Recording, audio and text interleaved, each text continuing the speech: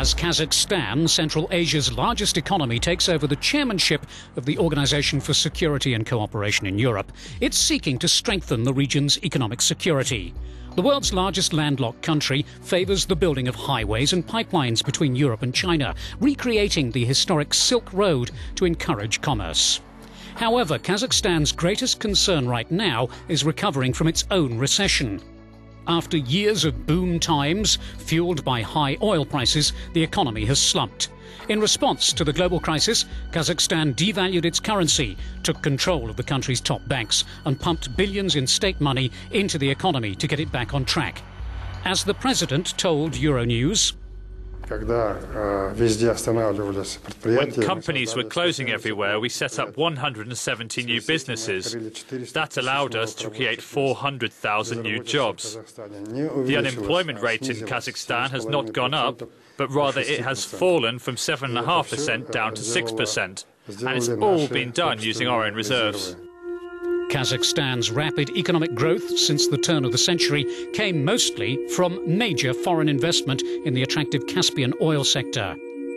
Selling some of its vast oil and gas reserves built up big enough cash reserves to avoid economic and social collapse at the peak of the crisis. But it's a double-edged sword. The country's economy is fragile, based as it is on that abundance of oil and gas. Kazakhstan's struggling banking system proved to be another weak spot. It flourished on cheap liquidity, which has now dried up. The local bank's troubles have allowed Western investors greater leeway, though some seem to be ignoring transparency issues and other peculiarities of the emerging market. The head of the European Business Association of Kazakhstan. It has its challenges, but it has also quite a lot of opportunities. And I think there is a willingness in Kazakhstan to be attractive to foreign investors, and especially to foreign investors who are able to help develop the country.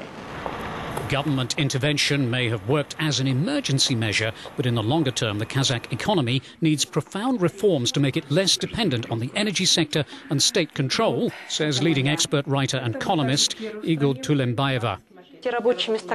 These new jobs that we have, they're being created by the state exclusively, and this is wrong. The economy needs to find internal resources. It must seek a way out by itself. It must balance and rebuild itself, but that is not happening.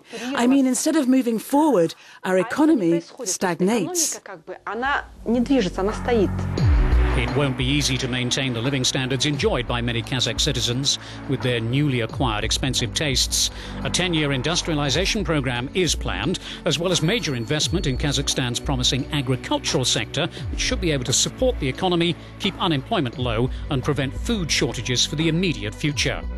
But according to local experts, the era of easy money is over. We can hardly expect to see over the next few years the kind of soaring growth rates that were in the 2000s before the crisis.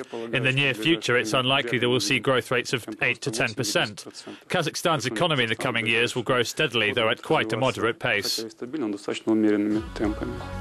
At the end of the day, economists agree the crisis may help Kazakhstan, sobering it up after years of easy credit and putting the new chair of the Organisation for Security and Cooperation in Europe on the road to more sustainable and stable development.